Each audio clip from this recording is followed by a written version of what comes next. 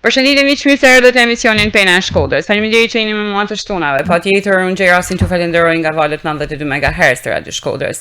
Gjithashtu edhe nga kanali televiziv i TV Shkodrës. Të gjithë ndjekësit e këtij emisioni. Gjej rastin të përshëndes të gjithë ju, kalofshi një fundjavë sa më të bukur pranë familjarëve tuaj dhe të dashurve tuaj njëkohësisht.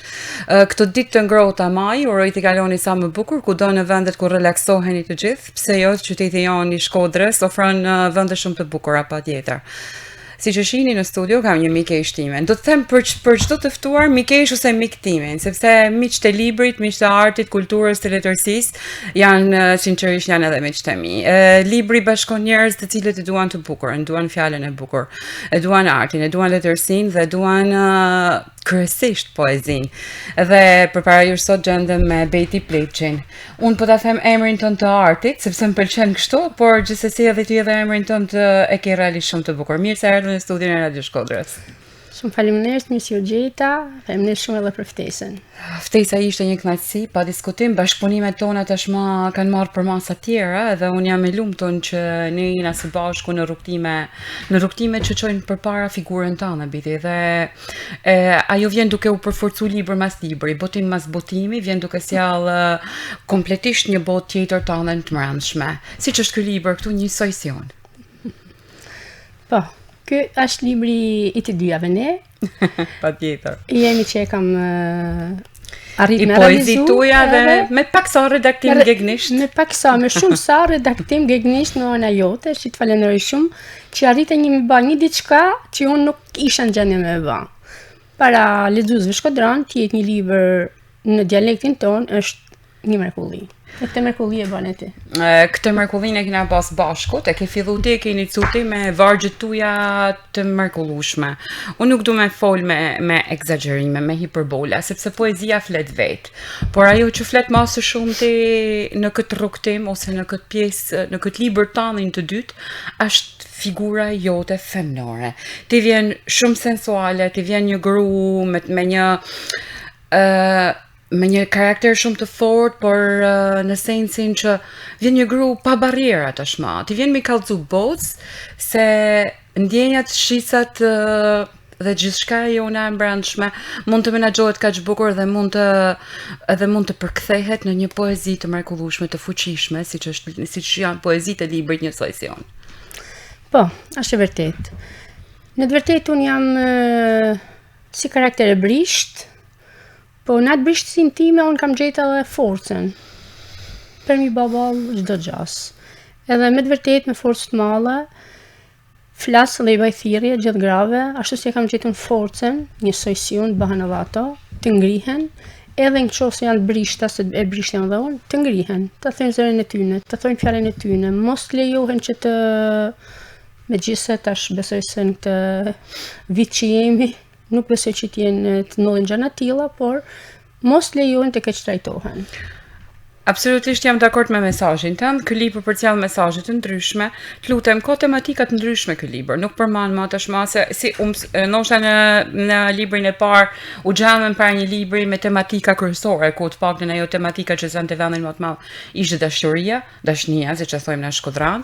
Edhe këtu po dashnia, por vijnë edhe tematika tjera, siç është fuqia, fuqizimi i grus, siç është tema e mërgimit, siç janë tema tema që është një mbështetëse për fëmijët të cilët janë me aftësi të kufizuar, që ti nuk i çon fëmijë me aftësi ndryshe, por i çon fëmijë me një dashni pa limit. Edhe kjo është diçka e mrekullueshme. Si të ardhi spuntoja këtij libri Biti? Po, ajo tema për dashnin, në fakt është e përgjithshme, dashnia për jetën mi tana. Unë e kam pas gjithmonë edhe do ta kem gjithmonë. Por nuk është e thënë të ndalen në vetëm një pikë të flasim vetëm për dashnin, edhe pse është shumë e bukur, ndjenjë shumë e bukur, edhe ka plot për të folë. Por për fat të mirë ose për fat të keq nga një herë që përballemi në realitetin që ka shumë nevojë të preken pak edhe tema të tjera që bëjnë pjesë në këtë realitet, e përbëjnë këtë realitet. Edhe një ndër këto janë për shembull kjo që përmenda e fëmijëve, ka emigracioni që unë kam jetu vetë, ka kjo e grus, dashnia për Shkodrën që unë kjo s'ka limit për mu kur, dashnia për natyren, më thënë ka shumë gjëra që unë jam mundu t'i prek nga pak të gjitha. Sa më tikon jeta në emigrim mbrenda teje, edhe se si vjen ajo e përkthyme pastaj në vargje? Tashti sot, sinqerisht, nuk mund të them që është ajo jetë që unë e kam bërë para 30 viteve. Nuk është. Sepse jam ambientu, jam integru pak me kulturën e tyne, me jetën e tyne, edhe mund të them pa të nevojë me shitmen, si themi në Shkodran, që jam ajo që mund të mësojnë gjithkush që vërtet, po unë s'du ta humbi identitetin tim që jam shqiptare. Dhe pse jam në atë jetë. Nuk e njeh shumë atë diferencën, siç e kam njeh përpara, por prap emigranti është. Çdo gjë i mungon nga veni vet. Çdo gjë i mungon nga veni vet, çdo gjë. Unë njerëz kam pak sinqerisht këtu, por edhe ato më mungojnë, edhe ato pak që kam më mungojnë shumë. Unë mund them që realisht ti mendon se ke njerëz pak, por unë kam bërë re në promovime që janë bërë librit, të dy promovime që janë bërë librave tuaj.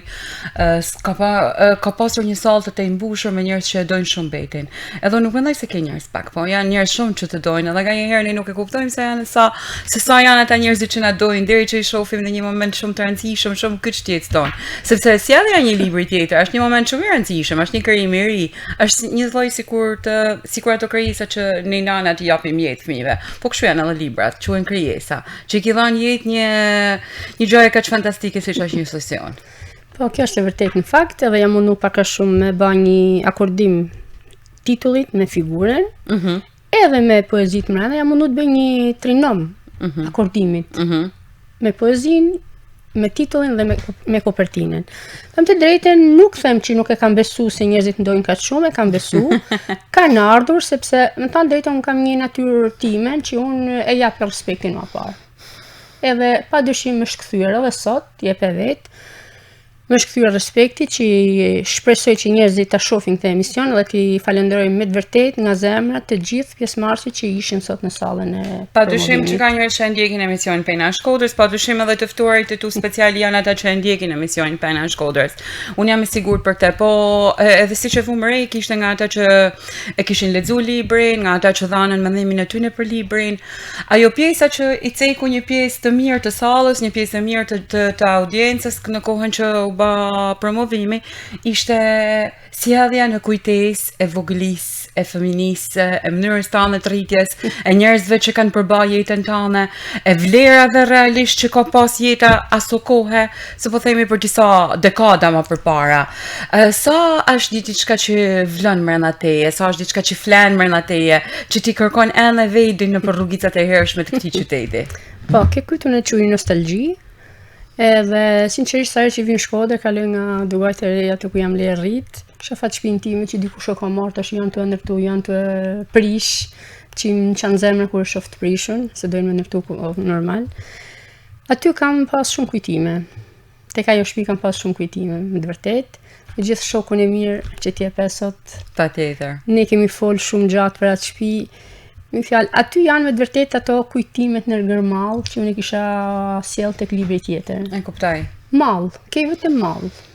Sa është e cekun tema e mallit në poezitë tuaja, edhe kur shkruan për mallin veti?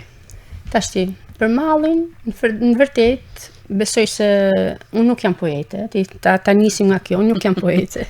Jam një njeri që du vargun.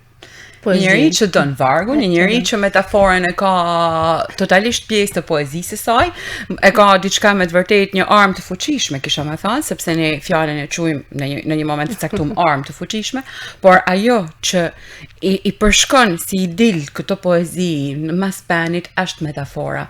Edhe metafora ashtu se cilësunen edhe njerëz që studiojnë letërsinë, artin e fjalës, të fjalës së bukur, domethënë, e cilësunen si një diçka, një tipar shumë të veçantë tani në metaforën. Kur është momenti që ti mendon se ki ranë paqen tane dhe ti tash ke dëshirë për me shkru, për me hell atë që ki, atë ngarkesën që ki në mrena gjokësit, mrena shpirtit për me hell në letër? Po, kjo noll zakonisht kur zgjohen kujtimet. Sepse kur je mbase në atë pjesën e vetmis që je vetëm në shtëpi, se jo vetmis, po vetëm në momentin e saktë që je vetëm në shtëpi, aty të zgjohen kujtimet. Edhe unë kam për fat të mirë shumë kujtime që të zgjohen. Janë edhe të vështira, po unë i quj gjithmonë kujtime ato. Edhe në atë moment, unë në ato kujtime, mbase shoh diçka familjare që e kam një foto, një diçka, unë i thuni një varg. Më thënë, kujtimet janë ato që më zgjojnë dhe më shtyn të bëj një poezi për mallin. Janë kujtime. Është vërtet kujtime. Të je një person që kapësh pas kujtimeve. Mas një dite të lodhshme ti e gjen veten duke menduar për kohë tjera, duke menduar për çana tjera, për një kohë ku ti ndoshta ke pas ndoshta standardet e jetesës nuk ishin as të alta, por ajo bukuria brenda shpirtit ka kanë diçka që nuk gjendet fort kollaj. Standardet e jetesës nuk i diskutoj as sot, sinqerisht jam mirë, nuk mund të them, por nuk i kam për mua kanë të gjitha në pjesë dytë, në anë të dytë, nuk i kam vu kur në materiali nuk është absolutisht. Asnjë artist në materiali nuk e ka diçka të tillë parë. Por sinqerisht ato momentet e kujtimeve, ato momentet pavarësisht se si thuaj vetë ka kanë jeta pak më e lehtë me ekonominë, por kena pas një jetë pasur me dashni, të pasur me vlera njerëzore. Edhe unë këtë e vlerësoj shumë nga prindët e mi që këto mi kanë dhënë, mi kanë përcjell. Unë të falenderoj shumë që e the këtë, sepse është me të vërtet një postulat shumë i bukur. Kena pas një jetë pasur me dashni dhe me vlera shumë të larta. Pse na mungojnë sot qoftë edhe dashnia? Më duket sikur jena bë popull individualist. Nuk po them popull është fjalë e madhe, po një turm mbase individualist. Mas pari të mendojmë për veten, pastaj ndoshta po ja hallim syt edhe tjetrit. Ka për aty që nuk i hallin syt për te i vetes. Si ka mundësi? Pse kena arrit deri në këtë pikë ne? Sepse ne po jetojmë të gjithë, jo vetëm ne, po ajo kryesorja është brezi i ri që është një bark ku gjendemi të gjithë bashku tashmë. Në këtë realitet egoist që është vetë realiteti egoist që jetojmë ne. Edhe mase duke jetuar këtë realitet egoist, kemi marrë pjesën e egoizmit, po ka shumë prej atyre që e përdorin në sensin negativ. E kuptoj. Se ti je egoiste, për shembull, unë jam egoiste. Po jam egoiste se du me realizu diçka për vedi. Një ëndër. Domethënë ky nuk ka sensi keq i egoizmit, ndërsa egoizmi sot në fushë masive. Është ambicie, kur do më ndërshoj diçka tonë, është një ambicie e pastër. Po, ambicie e pastër, po nëse po. Edhe unë tani shoh shumë të fëmijë, shumë të ri, domethënë se jo fëmijë. Po, të ri, po. Janë tepër egoist, janë tepër egoist në sensin që nuk mendojnë për tjetrin, nuk mendojnë për pasojat e veprimeve tyne, nuk mendojnë se si mund të ndryshojnë kursi i jetës për një veprim i cili mund të jetë ndoshta edhe i pamend për momentin. Bëjnë diçka që nuk e mendojnë dy herë, domethënë, si më thon Shkodran, që nuk bëjnë një hap që nuk e mendojnë dy herë. Është një hap që nuk e mendojnë se çfarë pasoje është. Çfarë pasoje është. Kurse ne kena kanë pak më të përgjegjshëm. I përkasim në një epokë ku kena kanë pak përgjegjshëm, vazhdojmë të jemi pak më të përgjegjshëm. Kena kanë shumë. Ja kanë shumë përgjegjshëm. Të mungon kjo pjesë e jetës, domethënë, që ku njerëzit kanë përgjegjësi për veprimet e tyre, ku njerëzit kanë një mënyrë tjetër, një standard tjetër të mendumonit, të kenë empati, them unë. Unë përdori shumë shpesh fjalën empati dhe jo pak shpesh në emisionin Pena e Shkodrës, sepse më duket ndjenja e empatisë është ajo që ne na ka humbë dhe në vite na ka humbë kaq shumë, sot tashmë nuk po e mendojmë, më falun po e them këtë, po si po njihet ai tjetri nëse po ja them, ose me vuvetin vendin e tjetrit, kjo është empatia. Edhe më duket se kjo na mungon totalisht, ka duke u sfumu me kohën, apo jo vite. Kam frikë se kam e humb komplet kjo pjesë, se njerëzit sot në përgjithësi e tha veti që mendojnë veç për veti, mase nikon pak edhe kjo gjendje ekonomike, ka shumë njerëz që mendojnë me fitu 1 lek për me blej kashat bukë për shembull, për fëmijët, për familjen. Kjo nuk mund të quhet gjendja ekonomike edhe më përpara, nuk është se ishte në ato. Jo, unë për vetë thashë kam fukara. Unë se mohoj. Me sa i kujtoj unë edhe rrethin tim shoqëror, ana kena ardhur duke u rritë të gjithë së bashku në atë sensin që nëse sot kena një standard i fije më të mirë jetese të shpërteton së bashku, mjafton prej punës. Domethënë vim të gjithë për një gjendje pak më të lodhur ekonomike, edhe marrim vendime, bëjmë punë tjera. Pra, po kjo nuk duhet më ku me largu ndjenjen e empatisë. Jo, patjetër kur kena kënë, ne nuk kanë kënë këto Miradina, ti themi Shkodran. Ka qenë kjo. Këtë gjëra që shohim sot. Tash unë fëmijët i kam të mëdhej, po them për paktën para 10 vjet, deri kur ti kisha blerë djalit, për shembull një palë kpuc atlete, më kishte thënë mama nuk më morë Nike. Nike, jo më thënë mama më morë me kujt. Jetojmë kohën e markave, edhe pse mund mos jenë ajo cilësia që ne pretendojmë kemi. Këtë kohë jetojmë sot. Këto kohë jetojmë. Beti ti vjen nga tashmë nga Italia, edhe është përsëri herë që vjen nga Italia për me promovu një libër tonin. Po një libër i cili flet për shumë çka për këtë qytet. Një libër i cili flet për vlerat njerëzore, një libër i cili realisht cek tema të ndryshme dhe jo pak herë cek temën e emigrimit, ashtu siç poezia që unë do më lexoj tash, e cila titullohet Emigranti. Emigranti shpesh shihet si sklav në 10 huj. pse punon natë ditë jormik, këtë mos e thuj. Nuk është I lehtë mërgimi, ormik mbeso. Çka me I ba peshës së jetës? Edhe ne njerëz jemi, ndajmë kupto. Sa mal emigranti mban për vendin ku trupin rritej, për atë vend që quhet atë dhe. Emigrant, ti që ngjan me zot shtektar, e di që pret me fillu vapa, e të fluturojsh sa ma par. Kështu është emigranti. Da ndyshe bisht gërshan për gjithherë. Sa I bjen pak trupin pache, në dhe e qënë mali qëto herë. Është një poezi e mrekullueshme. E mrekullueshme, e ndjeshme, jashtëzakonisht shumë dhe kisjall disa etapa të cikuna të mërgimit. Është një plagë shumë e madhe mërgimit. Do të kishe dashur më kthy në Shkodër në një periudhë tashmë këtë periudhë jetës tënde. Në gjatë është në Shkodër do të kisha dashur shumë qef, më kthy, sikur të kisha edhe fëmijë me vete. Okej, domethënë një prej aty në grave që persora është anësia. Ajo kulluka që nuk I lën zot të largohen. Do të isha këtu me kënaqësi se paktën një bashkë na fole, unë gjithë investimet këtu I kam pru. Librin do kisha mujt me e ballë në Itali. Absolutisht po, jam e sigurt për të. Pa asnjë problem. Por unë kam sjell këtu në Shkodër, më thënë këtu, unë kam rrajt e mia, këtu janë të partë e mi që prehen, në fjalë që për të banë Itali, unë vetëm jam me trup, se kam fëmijë.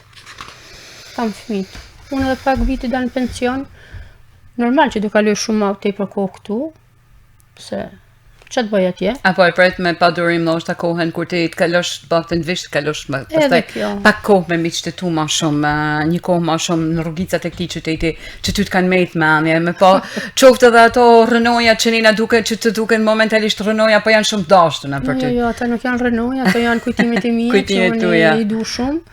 Ato janë rënoja të çmueshme, unë I quaj rënoja të çmueshme. Mas pak mundet që të vi, por jo të jetoj gjithmonë këtu. Se unë jam një tip njeriu tash edhe një herë jam tepër e brisht, unë jam ndërtje që më pa tham ika se kush e di që u kanë fëmijëve. Absolutisht. Një gru që ndiqet shumë nga instinkti atë. Edhe zakonisht nanat instinktin e kanë shumë të fortë edhe nuk ne I thojmë nuk I gënjen asnjëherë, nuk I rran asnjëherë instinkti. Figura e gruas është një figurë që ti e ndalton pothuajse në çdo etapë në çdo hap të këtyre poezive, në çdo libër tanin, ti sjell një grua e cila edhe pse është rrëzuar, I ngrihet, çohet, merr jetën prap përpara, I vën shpatullat, si më thanë jetës edhe vazhdon prap. Është ndoshta një qëllim vetvete në çdo libër tanin me sjell mesazhin e një gruaje të fortë. Mund të jetë shumë e brisht një grup, por ti thu, "Çoni un kam, mos vazhdoni ashtu rrini, qëndroni të forta." Po, në fakt, kjo është e vërtet, por do thosha që në vitin 2025 nuk besoj të paktën uroj mos të ketë gra të tilla, sepse gruaja është një diamant që duhet të rrit, por në qoftë se ka vërtet këshigrash që mund të jeta të rrëzon në tana mënyra pastaj. Atë po thoja, jeta të rrëzon në mënyra të ndryshme, nuk është të thënë që të kemi thjesht abuzime të ndryshme nga njerëz të ndryshëm. Jeta të rrëzon në tana mënyra, por nuk duhet në një vend, se mu për shembull unë ka rrezu jeta pa pas nevojë pas këtë shtrajtimin e burrit. Unë ka rrezu jeta shumë, unë ka marrë jeta njerëzit më të mirë të shpirtit, të ri, në moshën më të re. Edhe ndalu pak. Po. E dita se po më ndalon. Nana në gjumë kara. Qetësi. Ju lutem, qetësi. Se nana në gjumë kara. Mos ja prish një rehatin. Ashtë e lollën. E s'di çka ka, as një fjalë nuk e foli. Kur të shtrati u afru, kryt mrapa nuk e ktheu. Noshta, me ne u I dhnu. Ajo ishte shumë e lodhun. Jeta I ranohi shumë. Nuk të ishte me na trishtu. E vetme I ku në lot lumë. Qetësi. Ju lutem, mos e të razoni. Mos ja prish një gjumejn. Shkoj me fjetë. dhe pa thanë lam të mirë, e la këtë jetë. Ashtë, du të marrim frym thellë, realisht, edhe une në momentin kur e kam redaktu si poezi, që ka pas shumë pak nevojë për një redaktim, unë thjesht e kam përshtat paksa në dialektin e gjuston të folën, nuk du me thanë gegnisht është fjalë shumë e madhe. Për me thanë gegnisht, unë duhet me njoftë shumë mirë gegnishten, pavarësisht se e dashuroj. Dialektin ton, dhe e kuptova që vetëm disa fjalë të vogla ajo mori një fuqi të madhe si poezi. Unë e kujtoj që në momentin që e kam lexuar këtë poezi, unë nuk kam fjetë një natë të tanë. Ishte një poezi dramatike, traumatike dhe dramatike, realisht për mua, sepse një mënyrë e shprehunit me një filozofi kaq të hollë, por edhe me një dhimbje kaq të madhe, mos më thanë që nana nuk jeton më. Por nuk ta dzen goja, nuk ta dzen shpirti me thanë që nana nuk jeton më. Por nana në gjumë kara, ishte një gjetje fantastike, ishte një metafora e jashtëzakonshme, shumë e goditur, e gjeton, ishte një moment ku secili prej nesh e gjetë vetin, do të ketë shumë prej atyne që të kjo poezi kanë me met nguliton. Ka plot poezi të tjera të bukura, siç i kushtohen qytetit, mikut, liçenit, shiut, e shumë çka, gjithçka që përmban zemra jote, por unë mendoj që kjo poezi është prej atyne që duhet vetë në kornis. E ti më thuj që ti më kthe, po pra. E ti sa po më thoje që jeta më ka marrë njerëzit ma dashtën. Jeta nga njëherë diftohet, na diftohet e hashpër, dhe ne sa do mundohen me zbute dhe me mprej me ato, me këta sjellje tona të brishta, të forta, shumë çka tjetër, ajo e bën punën e vet. Edhe tek ne lën gjurmën e thellë. Si është humbja e njeriu të madashëm, siç është nana, domethënë ajo është një diçka e papërballueshme. E di nga miqt, nga vetja nuk e di, nana jam e gëzon shëndet plot, shqyr Zotit, fal Zotit, por di nga miq që nuk jetojnë nana dhe mundohem me i kuptu, edhe them du mos me i kuptu, sepse e besoj që është një dhimbje shumë e madhe. Që dhe me thanë, mos me kenë afër tejet ky njeriu që është busull për jetën tonë. Qysh, po bani tash në maj, bani 37 vjetë që ka dek nëna jeme. 37 vjetë? Po, kam pas djalin baba vjetën. Po thuj se gjysëm shekulli, për pak i bjen gjysëm shekull. Me tha nëna jeme ka një njeri shumë i thjeshtë, njeri i vujton, dhe njeri që nuk ka gëzu kur. Por gjithsesi ka pas atë që masë një kam gja asaj, ajo kullok që ka dashë majtë zështë e vetë gjithkun. Kur s'na ka trazu, jo jam kështu, jo jam ashtu. Nuk ka shqetësu asken me ankesa, e kuptoj. Ka kënë spital, veç kur na thanë hajde një merne, se s'ka me ato makinerit e me ato gjanat, hajde një merne. Unë po të tregoj këtë episod, se edhe sot mas 37 viteve, kur lexove ti këtë, mu mushin sytë me lot. Atë natë, vetëm një pik lotit, kam bave një tjetër poezi për te, vetëm një pik lotit ju mri në sy, edhe nuk i ka hapë sytë ma. Dhe më thënë, nana ik, ma të brengën e male, për kelen mrapa. Ajo nana nuk menon për vetin. Nuk menon jetën e vetë që i ku e re, 55 vjeqe. Absolutisht nuk e menon vetin. Ajo qau gjithë natën qau, kella mrapa. Nana është kjo. Nana është e personi që harron se ajo vetë ka të drejtën e tonë bocë me jetu, harron se ajo vetë ka një jetë si që tanë tjerë që ka lanë mas, edhe mendon kuj po ja la këto fëmijë mas vetës. Edhe prandaj thotë ajo shpreha bukur, Zoti nuk mund të ishte kudo, prandaj zgjodhi nanat. Sa ata mund të ishin afër njerëzve dhe krijesave tyne më dashtuna. Po ashtu e ke sjellë edhe këtë poezi. Ashtu si Zoti që nuk mund të ishte kudo, ashtu është dhimbja jote për nanën, e shprehun jashtëzakonisht me metaforë shumë bukur për te. Unë edhe sot që shoh motrën time të vogël, sa ajo ka qenë shumë e vogël kur ka vdek mami. Sa e shoh një fjalë që vjen më kujtohet mami. Dhe më duket sikur në atë shikim atë pik lotit donte më thonë, ma kia me natë këtë se ti je më madhe. Edhe për ditëllinjet motër si kam bërë një poezi kështu të tillë, po thujse të tillë. Mamanetit që të lë nana, se nana nuk ka nevojë me të lanë shumë fjalë. Nana ball me një shikim. Unë me një shikim e kam kuptuar mamën që do më thonë. S'ka pas nevojë më thonë gjatë. Thanë ajo me një shikim ti ka thonë tana. Gjitha. Si është raporti sa ti kujton që ajo pjesa, ai dialogu me nanën, domethënë shumë të lidhuna, ajo difton që ju keni qenë shumë të lidhuna njëra me tjetrën. Edhe kjo lidhja ka qenë fort, njeriu nuk ka nevojë me kuptu shumë atij, nuk ka nevojë për shumë fjalë, edhe kuptohet me një shikim, është një raport që e kam edhe me prindë mi. Kuriozisht unë e kam me babën. Po sot me brizat që ne kemi përpara nesh, domethënë tash, se ne kena kaluar rolin e nanave. Me brizat si është ky raport? Sa është ajo pjesa që ata na marrin, na kuptojnë ne me një shikim. Unë nga eksperjenca jeme I kam pak ndryshe. Modestia mu më karakterizon se nuk kam qef me shit në shumë, por me 3 fëmijët e mi kam një raport të mrekullueshëm. Jo të bukur, por më shumë se të bukur. Sidomos me vajzën e madhe, unë marrem vesh njësoj si jam marrë vesh me nanën, me të shikjume. Okej, e kuptoj. Edhe kjo është fantastike, është aftësi jote kjo për me sjell. Se unë poezitë e mia I bëj edhe ja nisi asaj mi lexu. E kur ja kam kthy këtë poezinë e nanës, më ka bë vetëm mos. Ka bë vetëm mos. Por domethënë që unë kam një raport shumë të bukur, kuptohemi një herë me fëmijët e mi, edhe pse janë të rije, janë përpara me kohën e sotme që ecin, unë më kuptojnë shumë mirë. Piti, unë jam kurioze pak edhe për një pjesi, tashmë u banën vite që ke emigrim, edhe këtë raportin, siç ke ti me fëmijët, të ty shef edhe plot njerëz të tjerë, mund të kesh edhe mikesha të huaja që kanë fëmijët, por është ndryshe jashtë Shqipënisë, fëmijët rriten me një lirshmëri tjetër, rriten edhe me një përgjegjësi tjetër, qoftë edhe me një dashni tjetër. Nuk e di tash më thon se sa a kena ndaj më të fortë këtë sensin e dasnisë ka fëmijëve, a kanë të hujt më të fortë, po më duket sikur të hujt I japin një përgjegjësi shumë më herët fëmijëve me dalë jetën e tyre.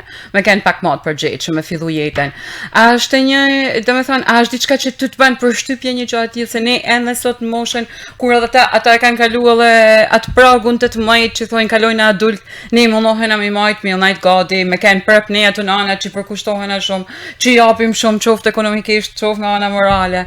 Po në botë a është e njëjta gjë apo ato e kanë kriju këtë lirinë që fëmijët tash janë rritë dhe ata duhet punojnë vetë, duhet të krijojnë vetë hapësinat e tyre. Thënë të drejtën, nuk më bën përshtypje se kështu është, ato 18 vjeç që janë edhe të lirë, nuk më bën përshtypje sepse tashmë e di edhe jetoj atë pjesë, por unë deri në një farmasi t'i admiroj. Mënyrën se si e vlerëson këtë stil jetese, domethënë, e kuptoj. Për arsye se fëmia ka nevojë ti shikon një zog, po ja preve krahët që fillim s'është I zoti me fluturu. Ndërsa po e let lirë, I rriten krahët, fluturon. Unë për veti kam majt fëmijët, jo si kam majt në atë tutelën time, thjesht mas më mungu ajo që më ka mungu mu. Por edhe këtu, e dhanë një atë tepër e fëmijëve, thënë është gabim. Duhet t'i lësh të bajnë vetë, ecin vetë një jetë. Vjen një farë moshet, ato duhet të ecin vetë një jetë. Edhe është masë normale këto që e bëjnë të mënyrë jeteset, sepse fëmija... Arrisin fëmijë më të fortë? Ose a e bajnë fëmijën më të fortë kjo stili jeteset, a e bajnë pak më të përgjegjshëm, ndoshta pak më të gatshëm për jetën? Të them të drejtën, ato gatishmërinë për jetën mund ta kenë njësoj si për shembull vajza ime ose djali im si ato. Por ato mos e kanë atë lirinë. Edhe shpesh kanë lirinë në atë sensin, më shku në diskotekë, më shku këtu, ne kena atë frikën, sidomos për vajzat, çapo jo nol, çapo jo ban, çapo jo kthen, të. Ajo pjesa çapo jo nol, sikur na gryn brenda vegjit, e kena ende. Unë kujtoj një rast, vajza ime ka bërë 18 vjetorin, ka shku me festu, jo në diskotekë, por një lokal, burri im ka një pullposet një aty derisa ka prit. I ka bën 12 sahat. Përgjithësi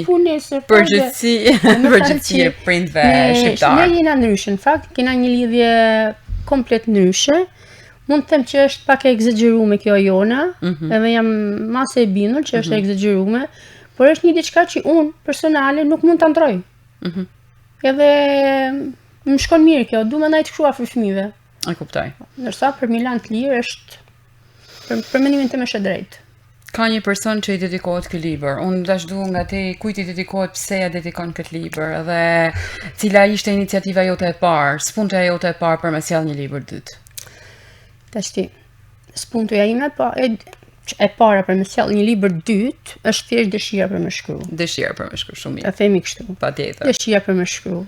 Ti tashmë din që unë aty 12 natë futem aty në krevat me telefon, rri shkruaj, diku fshin, diku shkruaj. Më thënë bëj këtë. Komunikojmë edhe bashkë shumë shpesh. Komunikojmë edhe bashkë shumë shpesh. Do të thënë kjo është pak a shumë ajo Monotonia jetës time, do të thonë Rutina jetës time. Rutina që është edhe e bukur, sa është njëherë mundimshme, po edhe e bukur për momentin. Por një ditë tek po shifja një ditë një emision televiziv në Kanale 5. Po shifsha për këto fëmijë të vegjël që janë pak me probleme me aftësitë kufizume, po. Edhe unë aty po me aftësi ndryshe, po themi. Po. Ato ishin mjaft të lollun, sinqerisht, sa më shku në lot të i pa këtë emision, edhe unë këte bërna disa vargje për një kategori fëmijësh të tillë. Tani, unë jam prek pak nga kjo nga kjo temë, nga kjo situatë, jam prek pak, sepse kam nipin, s'du me thanë folë, se ma njën vajzë. Ja, absolutisht nuk do thejmë. Është një diçka që e kalojnë ka familje të ndryshme që e jeton e kalon. Unë e jetoj këte, edhe i kam dediku librin komplet ati nipit tim, nuk mi keq të them se këte le ta njën vajza. Ky libër është i tije, edhe dhe ta qoj aty ku mushatarët e ti po janë në kujdesin e dikujt. Po pra, ne du të themi këte. Faktikisht, në çdo botim të bejtit, ajo merr përsipër që çdo libër që shitet dhe fitimi që merret nga këto libra shkojnë në donacion. Dhe kjo është gjëja shumë e bukur. Qoftë edhe libra që teprojnë të pashitur ose që ende nuk janë në dorën e publikut, ata presin që të blehen edhe lekët e tyre të kalojnë pastaj për kësaj rrallë e ka marrë shkolla 30-ore në Shkodër, e cila ka dhe fëmijë me aftësi ndryshe, cilët ishin pranishëm edhe në promovimin e këtij libri dhe me të vërtetë unë jam e lumtur që ti e ke gjetë një mënyrë për me dhuru pjesën e shpirtit tanë, po me të vërtetë atyne asaj shtresë që ka nevojë për sa do pak mbështetje, për sa do pak donacione, sepse janë këto tipe shkollash, këto tipe qenash ku rehabilitohen fëmijë të tillë, të cilat kanë nevojë për donacione, të cilat kanë nevojë për fonda të ndryshme.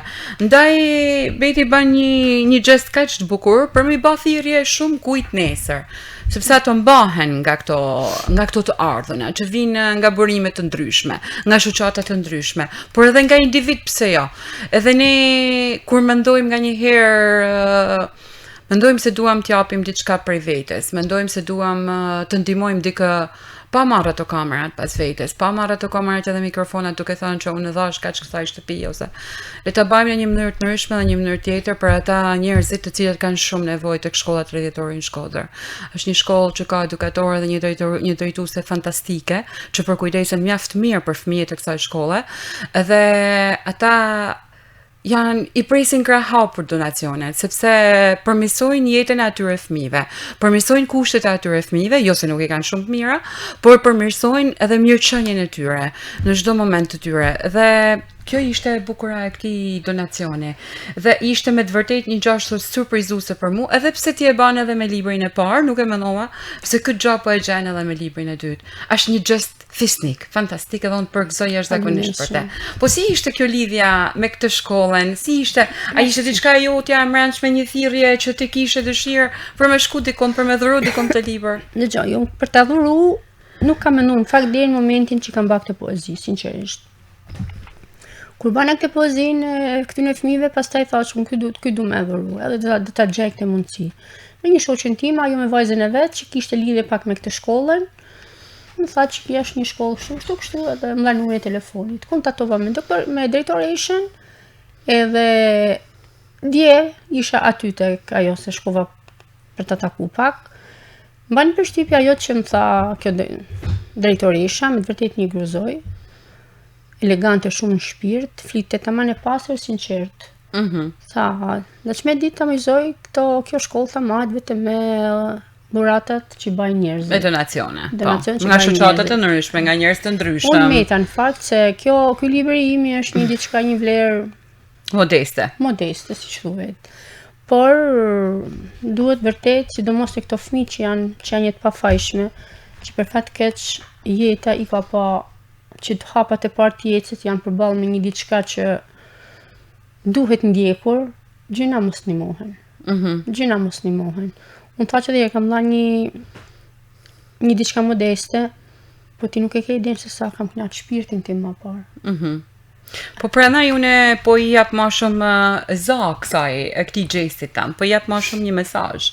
Se nga ndjekësit e emisionit Pena e Shkodrës ne absolutisht mund të presim donacione për këtë shkollë, për fëmijët që janë me aftësi ndryshme. Dhe ata ishin fëmijë fantastik, sepse ne patëm sa të mundësinë që të shihnim, që ato t'japin dashni, t'japin dashni pa limit. Po t'japin dashni sepse ti edhe thu tek poezia jote, e veçanta jote quhet dashni. Kur ti lind dhe ishe I dëshiruar, me pa durim u prit të ardhja jote në jetë. Ne pa fund ishe I kërkuar, derisa dëshira u ba realitet. I vogël ti qenja e pa fajshme, me syt plot e përplot me shkëlqim, për prind një dashni e pa kufishme, bus që isha jote që është problem. Me vitet rritesh dhe bahesh I dashtun, bekim për njerëzit në pafundësi, me të veçantën që mbaje në zemër, dhuroje me gjestet tane në dashni. Rritesh çdo ditë me të veçantën tane, që mjekësia e çon fëmijë me limit. Por diçka askush nuk e kupton tek ti. Është se limiti jot quhet dashni. Ti je ndryshe nga fëmijët e tjerë, por dhurat për I Zotit erdhe mes nesh. E s'bam asgjë, veç zgjuam dashnin, që limit për ty s'kish asnjëherë. Të jam mirënjohëse për këto vargje, ndonë se ti thu në jetën teme, por në jetën e secilit prej nesh. Ka pak prej familjeve të kujto, që mund të kena shumë të afërt, që mund të kena prej këtyne fëmijëve, po që janë me të vërtet shumë të dashtun. Dhe ato kanë edhe një gjatë tjetër që kanë një veti që zhvillohet një sens I tyne artistik jashtëzakonisht shumë. Dhe kjo është me të vërtet një diçka shumë e rrallë, që I prek këta fëmijë. Dhe unë mendoj se ata kanë nevojë për dashni, por ata kanë nevojë me tregu botë se ata janë njësoj si tani. Edhe s'kan asgjë ndryshe prej nesh. Dhe kjo është me të vërtet gjesti jot është shumë fisnik. Uroj që të kemi sa më shumë njerëz që arrin të ndihmojnë këtë kategori dhe pse jo. Nuk du me thënë këtë kategori, këta fëmijë që kanë nevojë për kaq shumë dashni, le t'i japim sadopak që mundena prej vetes tonë, prej shpirtit tonë, pse jo dhe prej mirëqenies tonë. Mirëqenia bëhet gjithmonë më e madhe kur dëshira është e madhe, kur dhurohet me shpirt. Pak t'ju nepish, atyne shumë t'japin. Absolutisht, ata t'japin të ofrojnë ma tepër. I ke kushtu vargje pa fund Shkodrës, I ke kushtu vargje të mallit Zevdeda. Unë nuk mund t'i lexoj të gjitha poezi, duhet t'ja lajm diçka publikut për me cek, nëse ke dëshirë ti mundesh me lexu vetë diçka, por I ke kushtu vargje pa fund Shkodrës. Kaq shumë të mungon Shkodra në Itali? Vallai po. Të mungon. A thejmë Shkodra në pasha zotën po. Shkodra mungon shumë. Shkodra mungon shumë. Shkodra mungon shumë. Ti ki mundësinë me shku dhe në Tiranë, ki atje edhe ti një çaki shtëpi në Tiranë, ki një qasje prapë edhe me kryeqytetin, por më duket është përballë. Ja. Shkodra është epicendra e jetës teme. Në Shkodër këtu më shoh gjithçka, natyra, më duket sikur mushën më shknit. Në Shkodër më duket sikur edhe gurt më përshnesin. Më duket gjithçka. Shkodra është gjithçka. Shkodra ta jep atë dashnin, duket ta kthen mbrapsht atë dashnin që ti ke për njerëzit. Më duket sikur e rimerr. Është një mënyrë për me marrë Shkodër edhe për me marrë, si thojmë ne, me gjetat paqen edhe herë, me rikthy paqen që e kena në këtë, në njerëzit që kena punë thonë po shkojmë me kariku pak baterit. Po, tamam. Shkodra karikusja jeme. Po pra. Shkodra karikusja jeme. Unë po, e vërtetë, t'ja shef. Leni se është libri, po unë edhe kur kam vetëm një javë, një bilet, marrë vesh kur është java jeme pushimit, e marrë për para, Viktori. Cili do t'jetë projekti jot I rrallës? Tashti, unë mendoj... Se ki fillu ki marrë edhe këshilla, edhe pak këshilla, ato këshillat më duket kemi vënë zbatim së shpejti, besoj? Nga njerëzit meqen, se është një meqen. Nga studiusit e të dërsis, po tjetër që ka marrë këshilla shumë bukura, përveç komplimenteve, soni isha prezente. Një libër, një prost hedhën libër, më mirë me thanë, sepse edhe ai më thamë të përshtatet shumë. Përshtatet shumë. Do më ndonë që ta bëj, inshallah po arri, një Zotit, mendimin e mendimeve, me dëshirën e kjo është, madhe po, tonë ja, të edhe kjo brendshme, është, po. me frymëzim, sepse librat dojnë pak kohën e tyre, por dojnë shumë frymëzim. Dojnë edhe guximin për me arrit deri tek libri faktikisht, sepse hap pas hapit dojnë guxim për me arrit deri tek libri. Nuk arrin kurrë. Po nuk guxove, nuk mundesh me bazë gjë. Një mesazh të fundit për të gjithë ndjekësit e emisionit Pena e Shkodrës. Kena dhënë mjaftueshëm mesazhe, por unë e di që ti ke më mbyllur me një mesazh të bukur. Unë thjesht, sidomos rinis, i them, lexoni libra. Librat janë si lule. Në qoftë se lexoni, do të lexoni edhe ju. Faleminderit shumë. Unë të falenderoj që ishe pjesë e emisionit Pena e Shkodrës. Falenderoj për mundësinë që më dha me u bë pjesë e librit tan, patjetër, por edhe për mënyrën tonë modeste që ki zgjallë me përçu librin tek të tjerë. Ki zgjallë me përçu në një mënyrë modeste që gjithë ardhën e këtij libri shkojnë vetëm për pamirësi. Uroj që të keni sa më shumë artista që krijojnë këtë mbrana vetes. Me shkru, por jo vetëm me dhuru emocione, me dhuru edhe diçka tjetër. Pse jo? Na e kena mundsinë. Mendoj që ne mundena. Edhe fjala ne mundena është mjaftoj për gjithçka, mjafton për çdo gjë. Të dashur miq, mirupafshim. Së bashku do të jemi të shtunën tjetër pa diskutim. Mirupafshim për sot.